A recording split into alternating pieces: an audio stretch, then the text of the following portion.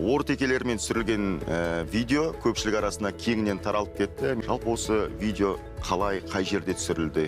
Біз оны Ықылас халық музыкалық аспаптар музейінде түсірген болатынбыз. Барлығы аяқ астынан болды. Ондай қаралым жинаймын деп те тіпті ойламадым. Видеодан кейін көп адамдар ортекеге қызығушылық білдіріп, сол ортекемен көп жерге шақырып жатыр. Күй тартып, көпшілік көрерменге ұсынасыз. Жалпы осы домбыра мен блогерлықты ұштастыру ойы, идеясы қалай пайда болды сізде? Ең алғаш мектепте жұмыс істеп жүрген кезде домбыраға оқушыларды қалай қызықтырсам деген ой пайда болды. Сол кезде табиғат аясына шығып күй ойнау басталды. Және ол өз жемісін берді ме? Әрине, қазіргі таңда домбыраға қызығушылық білдіріп жатқан, және түрлі жобаларға шақырып жатқан осы домбырамның арқасында деп ойлаймын. Білуімізше, сіз Алматы музейлер бірлестігінде де жұмыс істейді екенсіз. Нұрғиса Тілендиев атамыздың музей үйінің жұмыстарына атсалысып жүрсіз.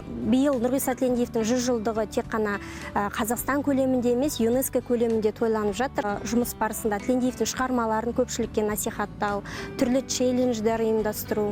Мысалы, жақында домбыра күні өтілген кезде біз Нұрғиса Тілендиевтің күйлерін орындау челленджін бастаған болатынбыз. Сондай жобалар іске асырылып жатыр.